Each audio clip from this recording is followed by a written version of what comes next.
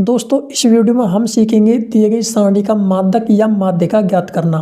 तो यहाँ पर मैंने दो नाम लिए हैं, तो आपको कंफ्यूज नहीं होना है। आपको माध्यक या माध्यिका पूछे फिर तो भी आपको माध्यक ही ज्ञात करना है, यानी कि एग्जाम में आपको इन दोनों में से कोई एक नाम दे देगा। माध्यक को ही माध्यिका बोलते हैं, माध्यिका को ही माध्यक बोलते हैं, तो आपको कंफ्यूज नहीं होना है, ठीक है। तो एग्जाम में आपको कोई सा एक नाम देखने को मिल जाएगा। तो हमें जो इस सारणी, जैसे कि मैंने यहाँ पर इसको खड़ी सारणी में पहले ही बना लिया है, तो आपको एग्जाम में इस तरह की सारणी देखने को नहीं मिलेगी। आपको एग्जाम में जो लेटी सारणी देखने को मिलेगी, आपको उस लेटी हुई सारणी को खड़ी सारणी में बना लेना है, जिस तरह से मैंने इसको बनाया हुआ है। तो आप जैसे ही उस सारणी को खड़ी सारणी में बना लेंगे, तो आपने जो एक नंबर का क्वेश्चन है वो हल कर लिया है। अब आगे का प्रोसेस को किस तरह से हल करेंगे वो आपको डिटेल में समझना है। तो एक कॉलम में आपको दे रखा होगा वर्ग अंतराल और दूसरे कॉलम में दे रखा होगा आपको बारंबारता, जिसको हम बारंबारता को एफ से प्रदर्शित करते हैं। हम क्या करेंगे जी, इस तरह से सारणी बना लेंगे। तो हमें सबसे पहले ज्ञात करना होगा संचयी बारंबारता। क्या ज्ञात करना होगा? संचयी बारंबारता। और संचयी बारंबारता हम कैसे निकालते हैं? तो यहाँ पर लिखेंगे हम संचयी बारंबारता, जिसको हम सी एफ से प्रदर्शित करते हैं। संचयी बारंबारता को हम सी एफ से प्रदर्शित करते हैं। अब संचयी बारंबारता हम निकालते कैसे हैं? जो हमें बारंबारता दे रखी है उसको हम एक एक करके जोड़ते हैं और फिर यहाँ पर लिखते जाते हैं। किस तरह से? जैसे कि यहाँ पर दे रखा 2, इस 2 को हम जो कि तो यहाँ पर लिखेंगे, ये लिख दिया। अब इस 2 को अगली बारंबारता में जोड़ेंगे। 2 के बाद अगली बारंबारता क्या है? 4। तो इस 2 को हम इस 4 में जोड़ेंगे, तो 2 और 4 कितना हो गया? 6। तो इसको जोड़ करके यहाँ पे लिख देंगे। अब इस 6 को हम अगली बारंबारता में जोड़ेंगे, 7 है, तो इस 6 को हम 7 में जोड़ेंगे तो कितना हो जाएगा? 7 और 6 13। अब 13 को इस अगली बारंबारता में जोड़ेंगे 3 में, तो ये कितना हो गया? 16, यानी कि 13 और 3 हो गया 16। फिर 16 को हम अगली बारंबारता 2 में जोड़ेंगे, तो 16 और 2 हो गया 18, ठीक है। इस तरह से हम संचयी बारंबारता निकालते हैं। खड़ी सारणी बना ली, बनाने के बाद हम संचयी बारंबारता निकालेंगे। सबसे पहले आपको यही काम करना है कि हम संचयी बारंबारता निकालेंगे। अब हमने संचयी बारंबारता निकाल ली है। अब हम क्या करेंगे? यहाँ से निकालेंगे हम एन का मान, ठीक है।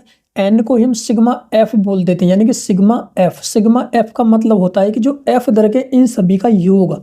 क्या? इन सभी का योग। तो क्या मैं एन बराबर सिग्मा एफ लिख सकता हूँ?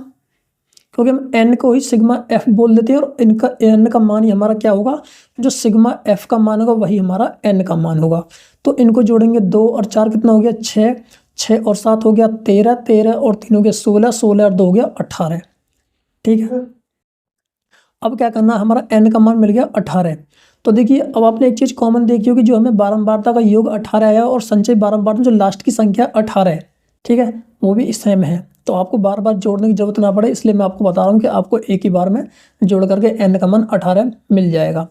अब हमें क्या करना है? जो हमें एन का मान मिला है, अब देखिए यहाँ पर काफ़ी स्टूडेंट कमेंट करते हैं कि सर आपने n/2 कैसे लगा दिया? ये n/2, ठीक है। n का मान रखा है 18, ये हमें पहले ही फॉर्मूले में दिया होता है कि n/2, क्योंकि फॉर्मूले में आपको आगे चल के पता चलेगा 2 कहाँ से आता है। तो इसको ध्यान रखना है कि n/2। जब हमने n के नीचे 2 लगा दिया, क्या हम n का मान 18 है, तो इसको भी हम 2 से भाग लगा देंगे। तो हमें यहाँ पर n/2 कितना मिलेगा? 9। तो 18 में 2 से भाग लगा कितना मिला? 9। तो ये में n/2 कितना आ गया? 9। अब क्या करेंगे? इस 9 को, यानी जो हमें इस 9 मिला है, इस 9 को हम देखेंगे कि इस संचयी बारंबारता में किसके अंतर्गत आएगा। तो हमें क्या करना है? इस 9 को देखना है कि ये इस किस संचयी बारंबारता के अंतर्गत आएगा, यानी कि ये 2, 6, 13। तो आपको पता है कि हम जैसे कि 1 से शुरू करेंगे, 1, 2, तो 2 तक यहाँ पर हो गया। अब जो 2 के बाद संख्या आएंगी 6 तक, वो इस वाले क्रम में, यानी कि इस वाले में आएंगी। फिर 6 के बाद 6, 6 के बाद 7, 8, 9, 10, 11, 12, 13 तक। तो 13 तक यहाँ पर हो गया। नहीं, 6 के बाद 7, 7 से लेकर 13 तक इसके बीच में आएंगी। तो 7 और 13 के बीच में कहीं ना कहीं 9 आएगा। तो ये 13 है, यानी कि 9 है, ये इसके अंतर्गत आएगा। इसके अंतर्गत, इस 13 के अंतर्गत आएगा। अब हमें क्या करना है? जब हमने इस तरह से पता कर लिया कि 9 इसके अंतर्गत आएगा, तो हम यहाँ से निकालेंगे माध्यिका वर्ग या माध्यक वर्ग हम बोल सकते हैं। माध्यक वर्ग। अब माध्यक वर्ग हम कैसे निकालते हैं? जब आपने पता कर लिया कि हमें जो 9 है इसके अंतर्गत आएगा, तो अब इसके सामने देखना है कि इसके सामने वर्ग अंतराल क्या है। तो वर्ग अंतराल के सामने क्या है? 20 से 30। तो हमें माध्यक वर्ग कितना हो गया? 20 से 30। तो हमें माध्यक वर्ग मिल गया 20 से 30, ये मिल गया हमें माध्यक वर्ग, ठीक है। अब यहाँ से हमें जो फॉर्मूले हमें दे रखा है या आपने पहले ही पढ़ लिया होगा, तो अब यहाँ से हमें फॉर्मूले की जो ज़रूरत पड़ेगी। आपको पता है फॉर्मूला क्या होता है, मैं यहाँ पर फॉर्मूला लिखता हूँ कि माध्यक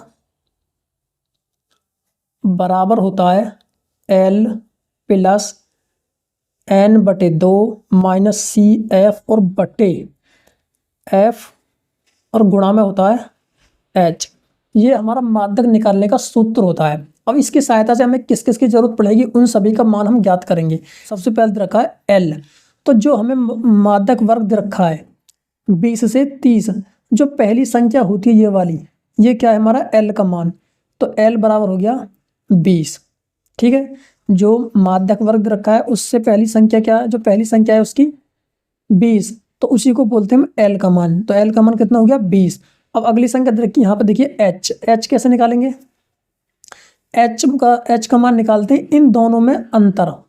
जो माध्यक वर्ग दे रखा है 20 और 30 का अंतर कितना होगा 10 का, यानी कि 30 में से 20 घटाएंगे तो 10 मिलेगा, तो हमारा जो अंतर आएगा वो क्या होगा 10 का H का मान हो गया। वो किसका होगा H का मान होगा जो 10 आया है। ठीक है, L का मान मिल गया, H का मान मिल गया।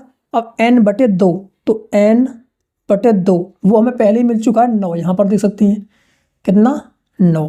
ठीक है, अब और क्या रह गया हमारा, अब रहेगा CF और F।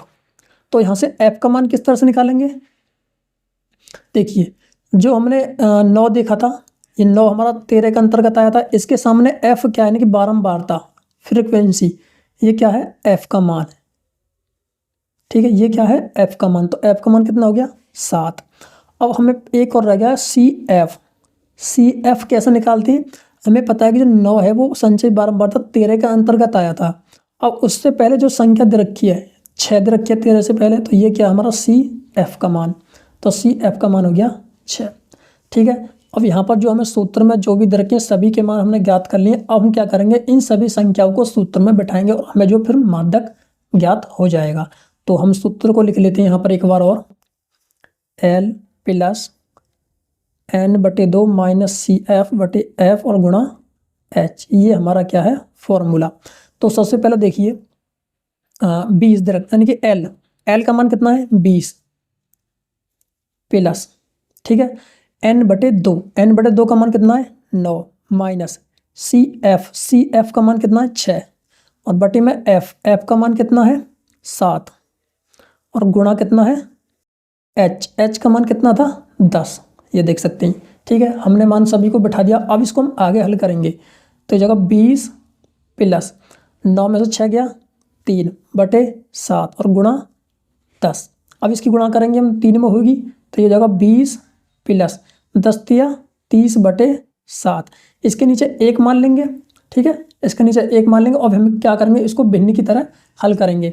तो अब देखिए एलसीएम कितना आएगा 7 एलसीएम आएगा, तो 20 को जो की तो लेंगे और गुणा लगाएंगे। अब इसके हर से इस एलसीएम में भाग लाएंगे तो 7 बार जाएगा, गुणा कर देंगे 7 से प्लस 30 गुणा, अब इस 7 से भाग लाएंगे 7 में तो 1 बार जाएगा।